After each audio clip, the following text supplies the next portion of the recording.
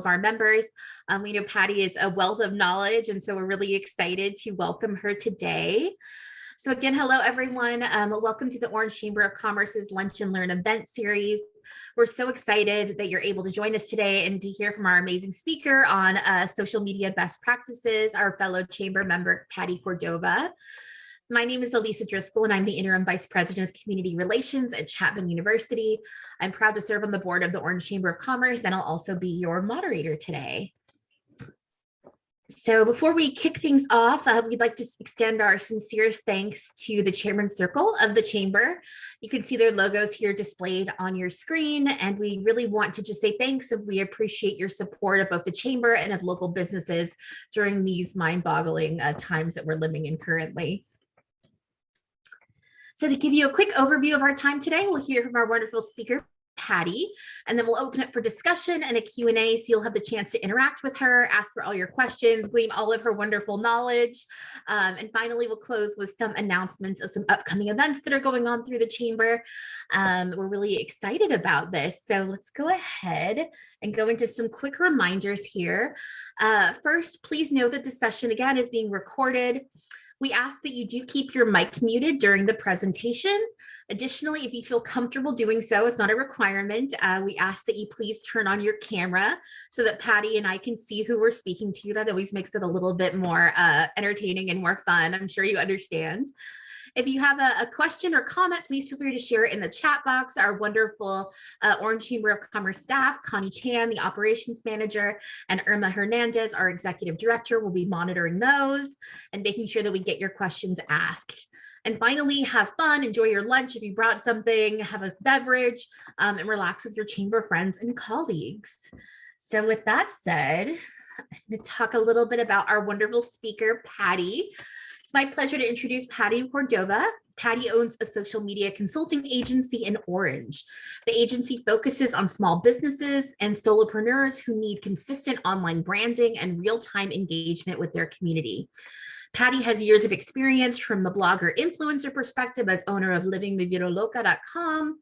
She brings the agency and blogger perspective into one and thrives on helping individuals let go of their social media struggles by passing it on to Cordova Media Group. I know several of us have social media struggles, so we're really excited. With that, Pattie, I'll go ahead and turn it over to you. Thank you so much for being here today. I'll go ahead and stop sharing my screen and let you take over. Okay, thank you so much for inviting me to be here. I'm super excited. I love everything social media. So I think the hardest part was like trying to figure out how to condense everything because there is so much. So I just wanted to kind of give you all like a, let me see if I can start sharing my screen so you guys can see what I have put together. Okay, can you guys see that okay? Yes, we're good. Cool. Okay, so I'm Pattie Cordova. I own Cordova Media Group, and I also own Living Mi Vida Loca, which is an Orange County lifestyle brand. And we share things to see, do, and eat in Southern California. So those are all my handles. And okay, so just to get into it, there's so many different social media platforms, and you know, how do we know which one to get into? Basically, it's whatever you have time for, because at the end of the day, it's going to be kind of difficult to be able to do all of them unless you have somebody to be helping you out.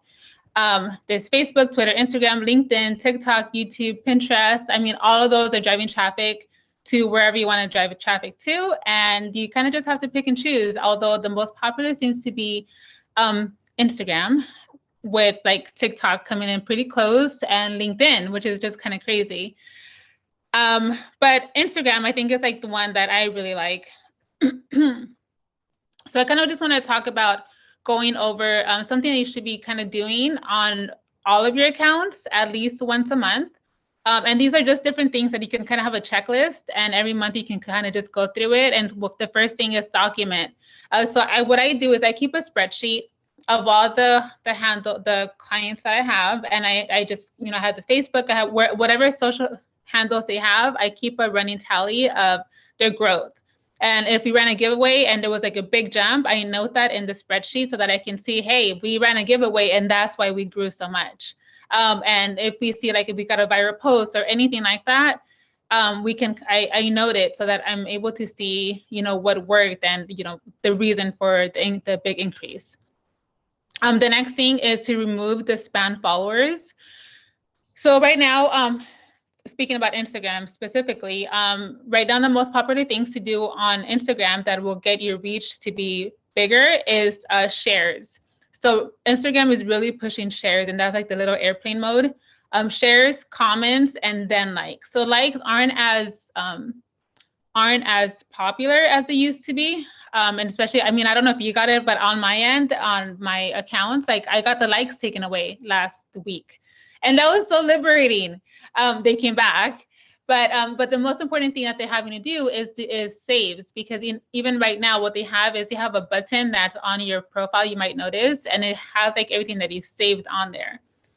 So what helps all that is the engagement. So if you go to your followers and you just search like the letter X, you might see a lot of different spam accounts that you can tell are spam accounts because they don't have a profile picture, or they have like a lot of underlines, or it's just kind of obvious that they're not real people. And if we remove those, you may lower your followers, but your engagement rate will increase because you have more shares or more comments per complete followers. The next thing is to update your profiles. So let's say, you own a restaurant and you won an award. Like, you want to be able to reflect that on your profiles, winner of the Taste of Orange, 2020 award. So anything that's coming up, or maybe you're speaking at somewhere, speaking here. So you want to include that in your profile, and then just, kind of remove it as the next month comes along. And then also take a look at what new profile options, whatever account you're working on may have, because they may have added something and maybe you want to put that into effect. And that's basically like one of my best tips is if any of the social accounts come out with something new, do it. So LinkedIn comes out with stories, use the LinkedIn stories. YouTube comes out with stories, you do YouTube stories, which right now are currently only available in India, but they're coming to the US. So if you do YouTube, use the stories. So anything that's new, just use it. Follow. So go through your different accounts, follow new people. Maybe if you're following hashtags on Instagram, switch up the hashtags that you're following, and follow maybe it's like OC Moms or Orange County or OC Food or whatever it is, City of Orange. So maybe you want to follow different hashtags and engage with those hashtags for that month. And then the next thing is update your link tree if you have one. Make sure you're updating that. But also, if you're able to do so and you have access to the website, consider hosting the links on your website. So that's kind of what I'm showing in the picture there. That's my website, Living Mi Vida Loca, and that is linked to my Instagram. So on Instagram, it says Living Mi Vida Loca /Instagram. And it takes you to this. And it's basically just buttons. And it comes up the same way that a link tree would, except that in this case, I'm getting the page views. And that's important because you want page views, especially if you're running ads. Okay, so the basics of social media, basics, and this is kind of what I was having trouble with. This is one of my clients, Gonzalez's. I love them. So just find your branding. I think that's the most important thing, is to make sure that everything is consistent. So for example, for Cordova Media Group, I have the colors, I have everything kind of just, when somebody visits your page, you want them to know that it's you. So when your picture pops up, they know that it's you. And that works with the branding. So for example, with Gonzalez, what I did with them is that I wanted to have white because I feel like the food pops out more, but they're also a Mexican restaurant. So I did the colors. So it's just like the yellow, the reds, the purples. So when one of the picture pops up, you know that it's them because of the consistent branding. Okay, another thing you should be doing to continue having success in your social media is to plan out your content. And this is difficult, especially if you just have so much to do and you're trying to figure out, a lot of times it's kind of like, oh, I'm here to take a picture. Oh, I'm here to do this. But if you plan out your content and even if you just take a bunch of pictures and you edit them and you post them, like put them in a, it can be as simple as, let's say you're working on Instagram, you can just bring it up on as a draft and then just save it as a draft and then just post it later. But having things kind of like down the line allows you to be able to have items coming in when you need it. And then also, so you can also use a scheduling service like Hootsuite or Later, anything like that, that will even like TweetDeck, and TweetDeck is free for Twitter, just so that the machine is working for you, even if you're not at your desk or at your phone, things are still being pushed out. Creating a branding hashtag, and this could be as simple as, you know, hashtag your business, so that if somebody is using it, like your clients are out there and they want to share what they're doing with the product or service, they're able to use that hashtag, and you can kind of track all that and then just reshare it in your stories, because sometimes they may not tag your business. So you want to be able to capture that with a hashtag. Being consistent, and that's probably like the most important thing, is to be consistent. So what you can do is you can go into your analytics, and this could be anywhere, like your analytics on Twitter, on Facebook, on Instagram, and it tells you when your audience is more active. So if you want to plan your post around that, then you can do that. You can plan it around like when are they actually like on their phones. And then engaging. So you want to make sure that you're searching through relevant hashtags that pertain to your business and you're engaging with them. And that's one of the things that we do on a daily basis. So we could go through like hashtag Save Orange, and you like literally liking a post and leaving a comment, like 4 words or more and an emoji. So you just go through it maybe like an hour, 2 hours a day, and just go through the hashtags. And I know it sounds ridiculous, but that's how you grow that organic reach and organic followers, is just going through and engaging with everybody that comes across your way. For Instagram, the image sizing, I think it's one of the most important things, because sometimes you may find that you post a video, but like your text is on top and on the bottom, and it doesn't pop up when you want to, when it's displayed on your feed. And this is also for Facebook, for Twitter, for anything. So these are different sizings for the grid. So for Instagram, you have the 1:1, which is a square, and the 4:5, which is a portrait. But even the portrait, I mean, you notice that when it's on Instagram, on the grid, it shows as a square. Instagram stories is 9:16. And that's, you want to have like all these different ratios, so that like, let's say you're building something out in Canva, then you can adjust it so that you know that it's going to fit when you upload it to your phone. Pinterest is just kind of crazy all the time, but I mean, they're a huge traffic driver. And right now 900 pixels is a recommended height. It used to be like people would like just make the pin so long, so it would take up like a majority of the real estate, and then Pinterest is like knocking those out and saying no more. So 900 is what you want to be reaching for. And then also on Pinterest, you can upload stories. So, and the stories are also 9:16 for Pinterest if you wanted to be doing that. And you can also upload videos to Pinterest, which is really cool. And your Instagram post. So let's say you have a really cool picture on Instagram, you can just link it up to Pinterest and have it linked back to your account. And then Facebook and Twitter, 1200 by 630. And that's the image that would be shared. Like when you post, like let's say you post an article, but you don't like the photo that the article has, you can upload your own photo and then just make sure that it's that sizing so that when it's shared, it looks good. Okay, so this is kind of something that I thought would be cool, like if you want to try out Reels, which is something that I'm kind of going crazy with right now. And I really like it because it allows you to do fun little videos. I mean, it's only 15, 30 seconds. It's just the length of a TikTok video.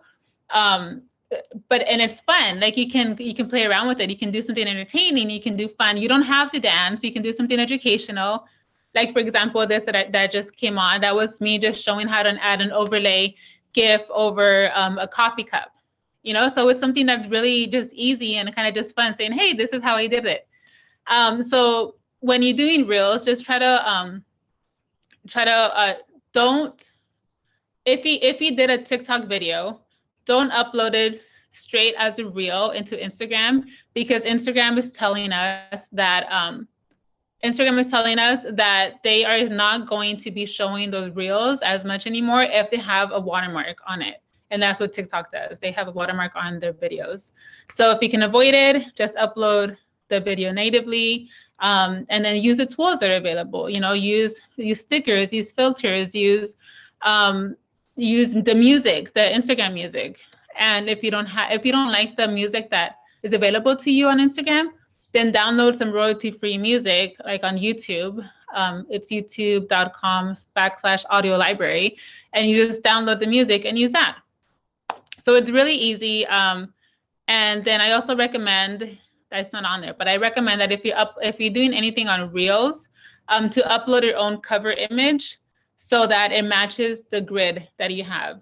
So just because I have this reel in a coffee cup does not mean that the cover image is going to be a coffee cup. It could be like, if let's say my whole grid was yellow, like every picture has yellow, but I want to share this coffee cup that's brown. I would upload the reel and then add the cover image and just do anything that's yellow. So your cover image does not have to match your reel. Same thing goes with Instagram, IGTV. My favorite social media editing apps, you can take a screenshot of this or I can send it to you. These are the ones that I use on a daily basis. For photo editing, I use a Color Story, sometimes Snapseed, but not really, and PixArt. A Color Story because I like to adjust all the colors and add saturation. I don't use filters, but I do like to manually edit all the photos. Video editing, this is what you would also do for Reels or TikTok videos or YouTube, any of those things. InShot, which is pretty easy. Life Labs, if you're doing like short stop animation, you can do with Life Labs. It's really easy. Like you literally just move it, take a picture, move it, take a picture, move it, take a picture, and it puts it together for you. And iMovie, but I much prefer InShot. It's a lot easier to use.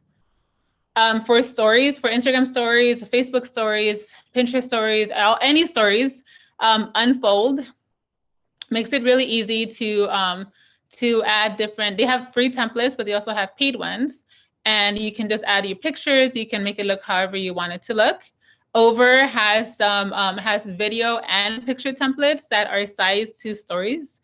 So you can do that. A template, which is it's a really simple version of just almost like a scrapbook. And then Storylux, which makes everything just look prettier. So those are all different things that you can do with stories. And then content creation, meaning basically for anything. So I use Mojo for Reels and for Instagram stories.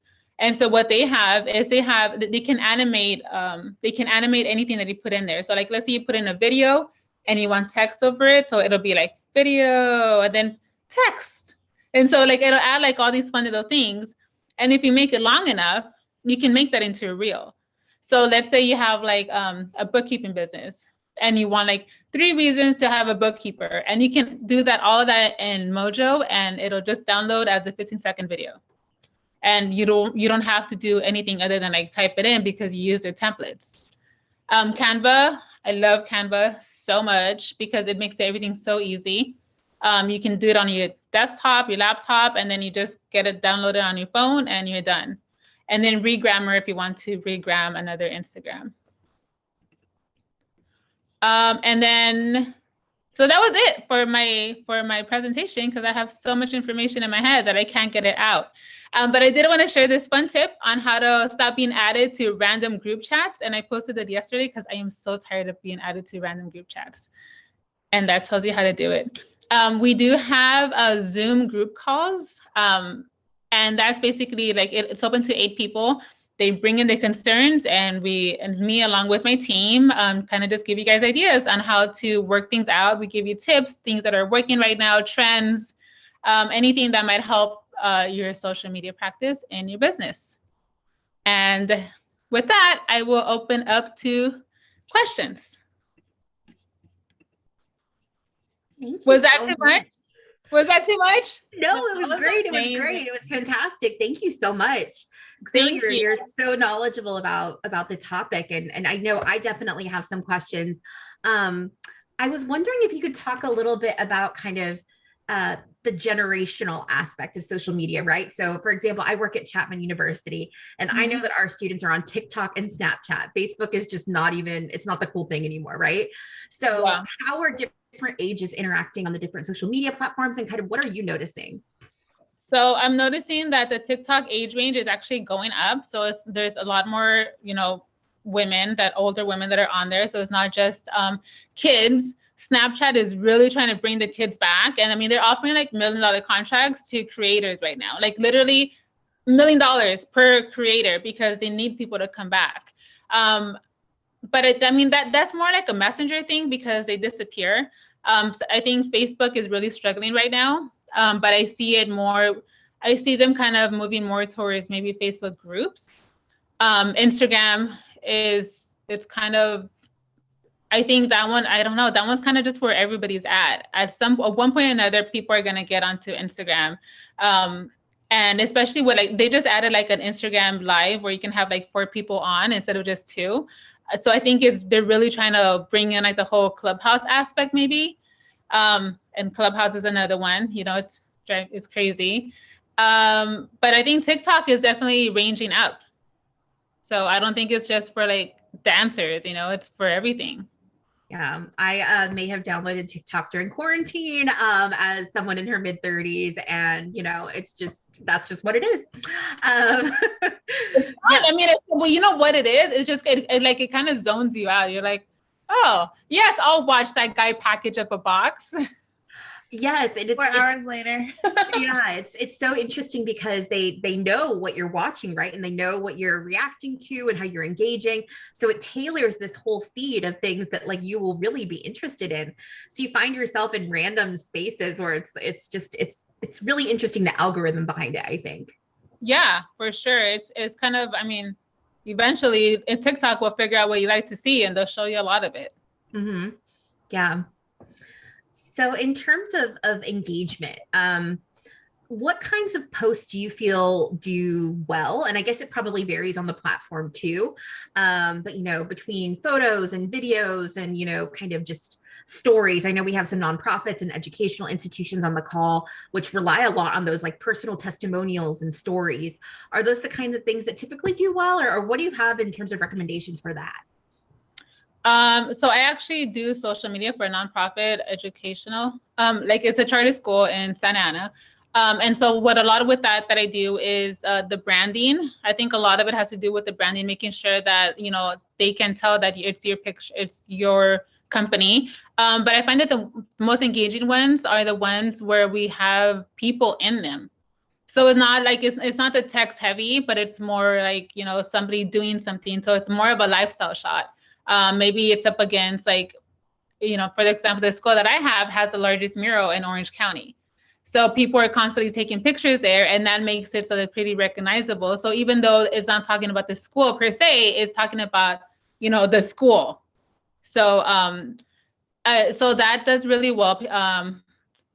Aerial shots, which is kind of crazy, but like the drone shots, that's really cool because people kind of are able to see things in a different perspective.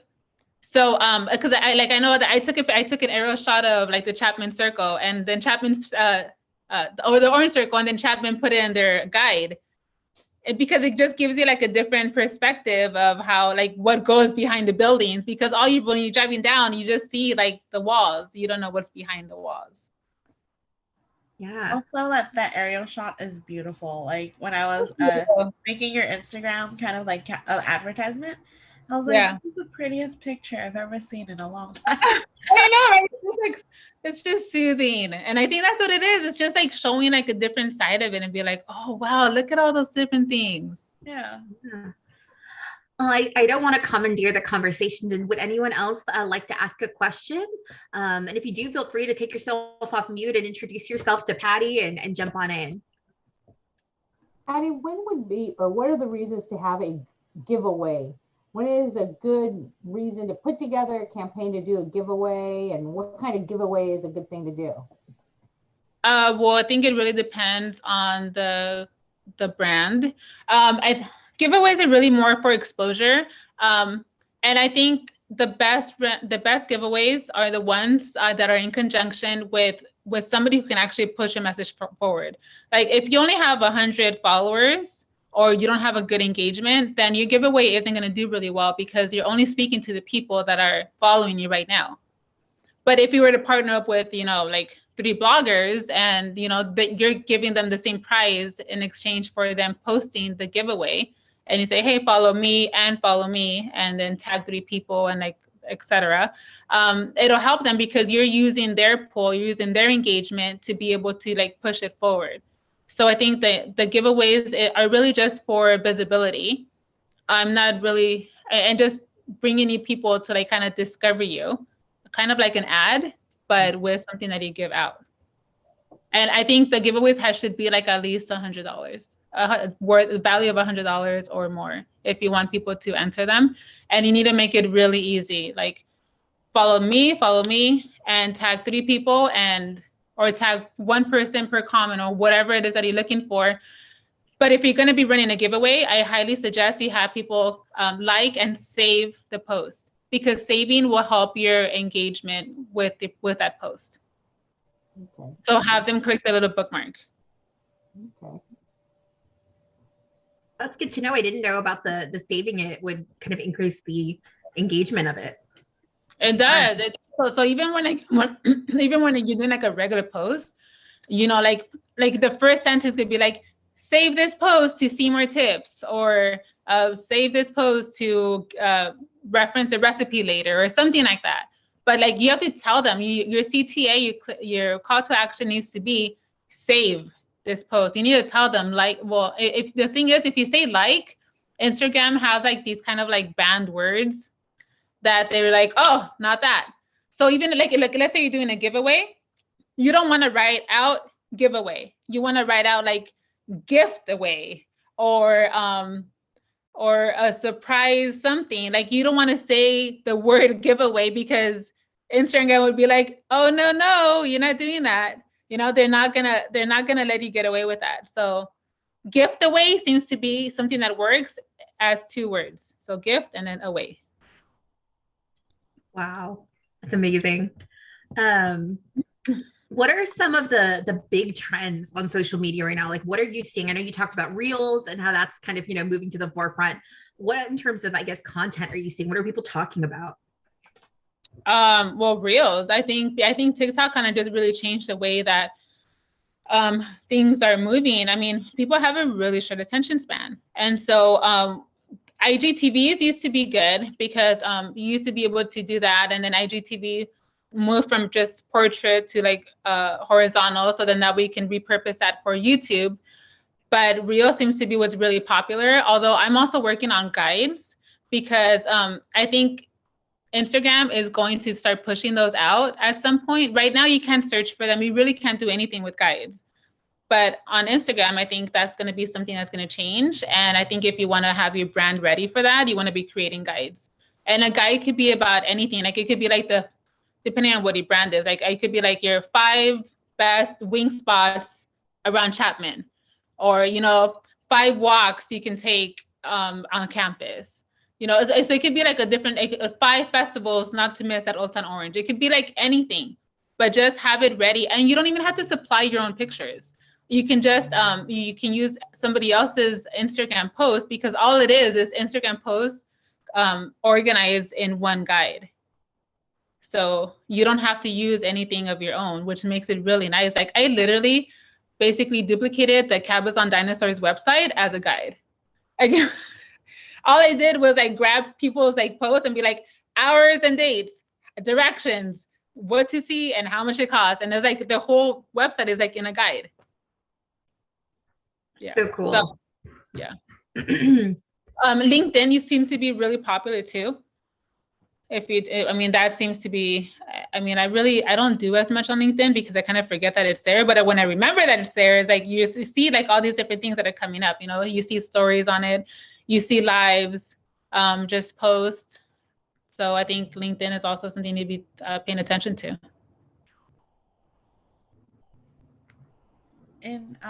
So I have one question. So in terms of kind of layering out for your business, I know some people use like an 80-20 model with like 20% advertising and then 80% like lifestyle. What do you think is like the best format? Well, that's kind of hard to tell because I think that I think 80-20 might be good depending on what it is that you're looking to do. Because like let's say you have a book coming out.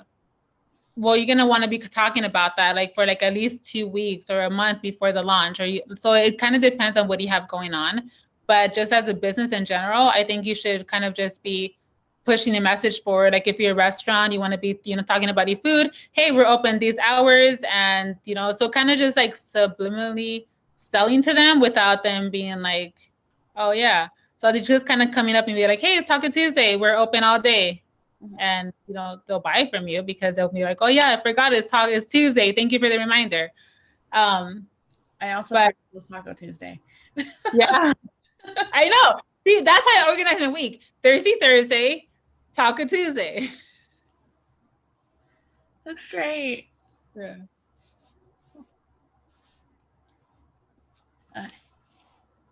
So for businesses, I know some of us, maybe have been a little bit slow to get on the social media bandwagon and maybe have limited budgets on what we can actually do.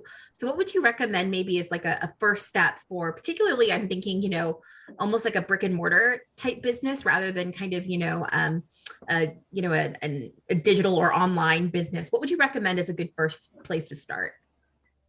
I think if you have products to sell, you need to be on Instagram because you have that shopping option where you can actually upload your store, and then you can have people shop right through there. I mean, I think you really got to go heavy on stories. I mean, even if you're not able to post anything to your feed, you want to be able to post something to your stories. So it's like, if you're a brick and mortar shop and your shipment came in, you're showing like unpacking the boxes, you're showing hanging it up. You're like, so anything that's kind of that you may seem kind of mundane, like people want to know, like, how does it work? Like, how do you decide, where does your inspiration come from? What are outfit ideas? And then just taking it out and doing more of like bringing the people in so that they have a connection with the brand.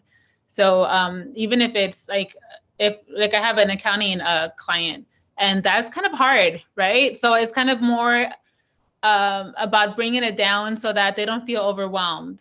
Like if, for example, if it's a tax client, like they don't feel overwhelmed with like numbers, and you kind of just make it like super simple and be like, hey, you're a teacher, you can do this. But how would you spend your tax return? Would you go to here or would you go here?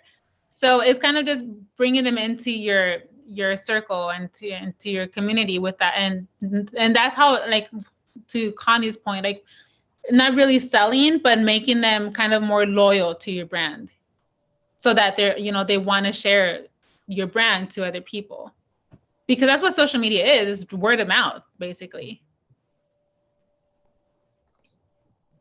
I think one of the things that I've found difficult over time is when you work in a field maybe where it's hard to evaluate, right? So yes, you have your metrics, but how can you translate, X many engagements to X many sales? How do you kind of go about maybe talking about social media, maybe to a supervisor or someone who's not entirely sold on its value, and say, no, this is actually promoting, our business and our brand? Yeah, I mean, I definitely think it's difficult to be able to track. One thing that you could actually do is you can actually create a bit.ly to the site or wherever it is that you point that you're going to, and like after a month, be like, hey, this many people clicked over and they bought this, or like kind of switch that out. Like for like if you're a retail store and you're selling clothing, switch out to bit.ly every week and have something on sale. So that way, that's how you would be able to track how many people actually came. But if you have, analytics on your website, you can see how many people jumped over from Facebook, from Instagram, from Twitter, from Pinterest. You can actually see exactly where they're coming from. So I think definitely installing analytics on your website would be a good idea. But I don't think Instagram or social media is ever a bad idea. Like, it's free advertising. It's free. All you have to do is put in time. And that's the thing, is like, all you have to do is just, take your time and just and engage. And, while you're waiting for coffee, oh, cool shirt. Can't believe I didn't know that was there. Sharing an outfit, like it becomes natural the more you do it. And I think if you don't have time, you need to hire somebody, because I think social media is something that every business needs, whether it's like posting 3 times a week, or it's like going hard and posting like every day and doing stories and engaging. Yeah. And I think just to follow up on what Elisa's saying, it's really hard sometimes. And, thank goodness I have Connie, but really hard sometimes when you hear the word social media, especially from brick and mortar people who are, a little bit more mature, are like afraid of social media. I think their biggest fear is that, we might put something out there that then comes back and harms us. So because of that, they're very leery about social media. And I think I like the way you said it. I think the best way to sell it to them is it's the networking of the future, I guess. It's the networking that's going on now. We no longer have the visibility of people walking down Main Street to look and see what's there. They're looking on Main Street on their phone and seeing if they want to go down to Main Street. So I think it's trying to come up with a way to explain how this is the new networking. This is the way we get information out, as opposed to the traditional, I had not too long ago, about a year ago, where someone said, well, we need to send them a letter. I'm thinking, a letter in the mail? Oh, that's so cute. By the time they get it in 7 days, it's over. I thought, a letter? They're like, yes, I want to sign a letter. And I'm like, okay.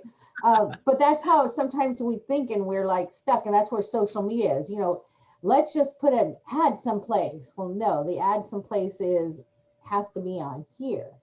Yeah. I think that's where we have to because social media is very mystifying. So, your goal, Lisa and Connie and you, is to demystify it and explain why it's important and why it's the new networking. Yeah, for sure. To kind of jump back on, you said like posting like 3 times a week or every day.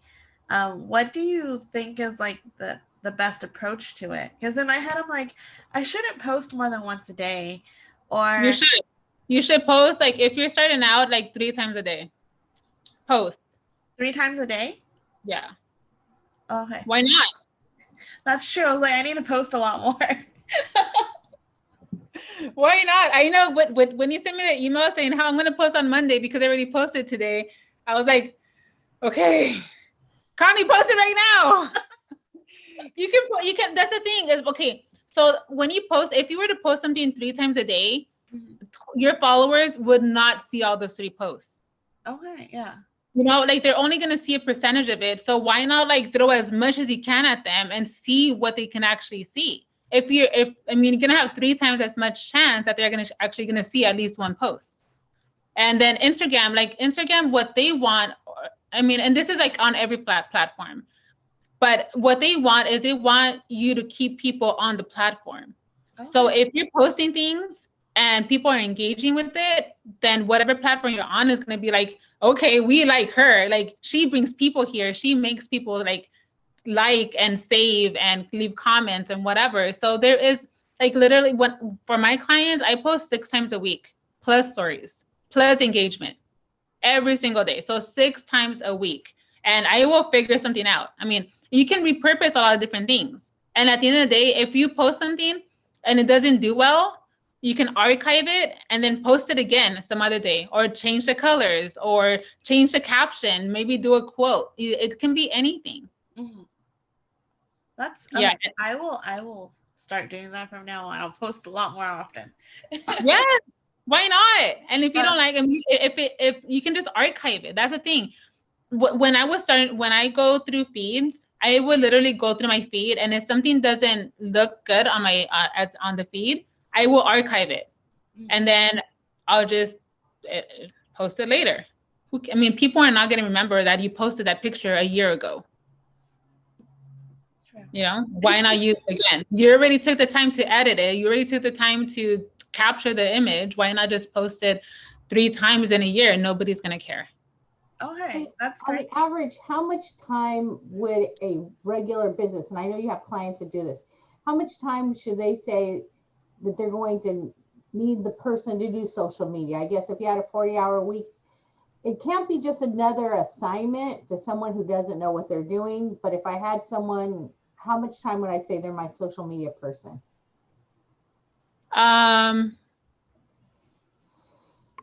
If they're creating the content, I would average out about, 20 hours a week, 15 to 20 hours a week, because you're having to create the content, you're having to edit, you're having to do hashtag research, you're having to engage, and then follow up, and then look at the analytics and see how it did, and coming up with the ideas. The idea themselves, like I would literally just sit here and be like, okay. And I would I just sit and think, because that's all you can do is just sit and think of how you can make taxes more interesting, bookkeeping, a food, like how many times can you show this taco and this plate? You have to be able to, maybe it's like you dripping the sauce. Maybe it's like you're grabbing and you're eating it. Maybe it's like you're showing it, and maybe you're preparing it. So you have to figure out how many different ways can you show this taco? So it's the same thing with any, so I mean, maybe you're not actually going to be doing anything, but some of that time may just be coming up with the content and then researching. I spend my time on social media and just going and seeing what's going on, and what colors are vibing or something like that. And then so it might look like I'm just killing time on my phone, but I'm actually doing research and seeing, hey, it looks like stop motion is doing really good right now. I should, maybe should incorporate that more. So, I mean, your social media person is going to be some of that, you're paying them to gain the knowledge so that they make your posts, when they come to be published, they gain an audience. But if you translated that into saying in the past where you would use advertising dollars, you are now using the advertising dollars to keep your social media, I guess, updated, fresh, and that's where you're spending those resources now. Yeah, definitely. You're creating the content. You're basically creating ads. Every single time you post something on social media, you're creating an ad. So you have to figure, just like the mental exhaustion over creating something new and fresh that you want people to stop and look, you're paying somebody for creativity. And so by paying somebody to do your social media, it allows you to just do your business, and you don't have to think about how it's being sold, because that's being done, and you can just focus on actually growing the business. And that's not even taking account ads. Ads is a whole different animal, because with ads, you can do you can literally geo-target, teachers that work in Chapman that live in the zip code. So you're having to do okay, I want to target people that make over $200,000 that live in this zip code and like burritos.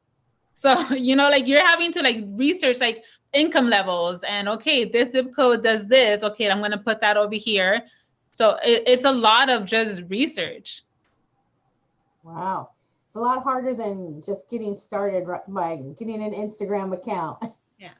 Do you believe paid advertisements truly help, or do you think you can do that organically? No, I think ads definitely help, because you're forcing people to look at it, as opposed to being oh, it's just going to naturally pop up. You're be oh no, you got to look at this first before you come down to the next, at the post or whatever it is you're looking at. Plus you can actually you can target whoever you want to target. If you want to target small businesses in Orange, you can run an ad to target just small business in Orange. So as opposed to, maybe you have people who follow your brand or live in, New York.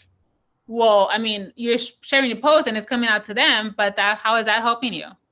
So you're going to have to use a combination of ads and hashtags and tagging people so that they share your posts that are in the whatever area that you want them to see. And then blogger relations, and that's a whole different thing. So that's I was like, oh my God, how am I going to put this all into 1 hour? Yeah, influencers, right? Yes, that's a whole different thing. And influencers they're so good. Influencers are so good to help push out your brand and push out the message. Yeah. Does anyone else have any questions they'd like to ask Pattie? Yes, I have a question. Great. This is Al Tello with Supervisor Don Wagner's office. Pattie, thanks for your comments. We're big believers in social media, and I do it personally as well. And I just have two questions. Did the COVID boost social media because people had more kind of time on their hands? And then my second question is, how do you know you're doing a good job at social media? I definitely think that everybody being stuck at home increased social media along with video streaming because people still want to talk to the people. They want to see, even if I think one of the biggest reasons why it increased is because people tend to be very nosy. I know the Spanish word. I was trying to figure out the English word. They want to know, like, what does your kitchen look like? What does your living room look like? So they want to actually have like an inside scoop into your world. And I think everybody kind of being quarantined and being stuck inside really kind of pushed that forward because everybody was in the same boat. And so when you were looking at something through your feed in your living room, you saw somebody else that is in their living room be like, okay, I don't feel so alone anymore. So I think COVID definitely moved a lot more people to the platform. And I think that's one of the biggest reasons that TikTok grew so much, because it was a lot of like mindless stuff, like because Reels wasn't really a thing. So Instagram kind of, so TikTok kind of pushed that forward, and then Instagram caught on, and so kept rolling down the hill. And what was your other question? Oh, how do you know if you're doing it good? I think engagement. So if your engagement is about 4%, meaning like when you post something, your likes and your comments, in comparison to your followers, if that rate is high enough, then that means you're doing a good job. If you're seeing consistent growth without having to do giveaways or anything like that, then and people are interested, or if your story views are growing, that's another way to know that you're doing good. If you see if 200 people are looking at your stories every single day, then people are interested in you. But if you see 200 drop down to 50, you got to switch it up and do something interesting. Or maybe you want to stop posting on stories for about a week.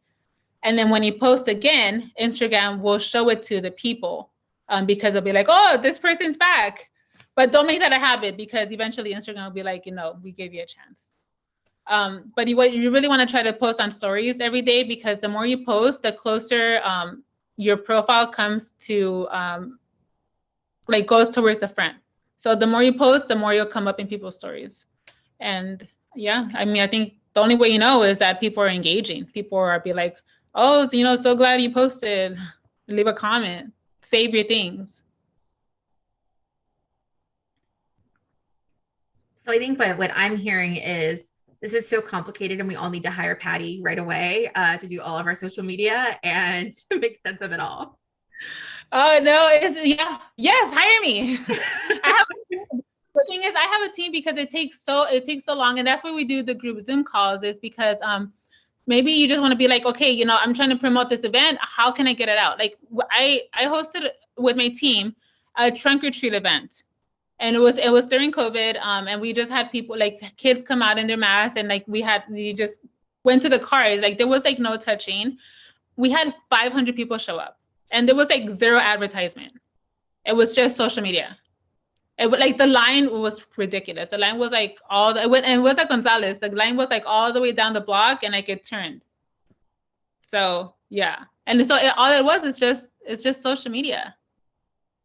So, but yeah, hire me. But the group Zoom calls, what we do is we kind of do this, where we kind of hey, I am thinking of I saw posters, any ideas on how I can switch it up this month? And then we'll be like, hey, have you tried this? So we have, on our team, we have people that do everything. We have people that do Facebook groups. people that are heavy on Twitter, people that are on Instagram. So we kind of cover like all the bases and be like, yes, this is what we're seeing, because it's hard for one person to do everything. So we kind of had what my group with is for the women, and we kind of just all split up and like tackle it. Awesome. Any final questions before we wrap things up today? Okay. Wait, I did want to share. I forgot the Yeah. hashtag shortcut. Oh. So if you have on Instagram you can do 30 hashtags, and that's as many hashtags as you can put in. So I would recommend putting 5 hashtags on your caption. The first one being your brand. So hashtag for me is Living Vida Loca or Cordova Media Group. And then 2 like medium level hashtags. So maybe it's like hashtag Save Orange, hashtag Orange Circle, and then 2 smaller ones that hashtag coffee in a cup or whatever it is. And then the rest can go into your caption. So just put like a bunch of periods so you won't be able to see it, and then add it at the bottom. And what you can do is, if you have like a set group of hashtags that you tend to always use, you can save that as a shortcut in your settings. So if you go to your phone, you go to settings, and I think it was keyboard. It was settings and it was settings, general, keyboard, text replacement, and then you can type in anything. So like, let's say you want to type in hashtags, every time you put in the word hashtag, your hashtag list will auto-populate. So maybe you want to use a word that you don't use often, like pickles. So you can, every time you type in the word pickles, your hashtag list will auto-populate. And that'll just save you time, so you don't have to keep copying and pasting it from your notes. That's so cool. Yeah. I love it. Well, thank you so much, Pattie. We really appreciate you being here today. I think this was a really fantastic session. And I think that, the fact we're recording this, I mean, folks can come back and watch it. And I think that'll be very, very helpful. Let me go ahead and share my screen one final time with the group here. Just wanted to announce a couple of upcoming events at the Orange Chamber. On March 17th at noon is our business networking group. This is our signature kind of networking community that comes together every 2 weeks, and you're more than welcome to join us for that. On March 26th, we have a special event, an evening in Orange, the mayor's update. Doesn't it sound so fancy? So our mayor will be sitting down with the chamber and giving his kind of update on what's going on with the city. And then finally on April 13th is our next Lunch and Learn at noon topic. We are still working on, but we hope you can join us for those upcoming events. Also, just a shout out that the chamber is celebrating 100 years in 2021. So please stay tuned for a slate of fun events coming up when hopefully we're all able to gather together in person. There we go. So with that said, again, the evening is March 24th. Oops, sorry, Irma. March 24th, not March 26th, regarding the mayor's evening in Orange. My apologies. Thank you for letting me know. With that said, again, thank you, Pattie. Thank you all for coming. We really appreciate it. And I hope you all have a great rest of your week.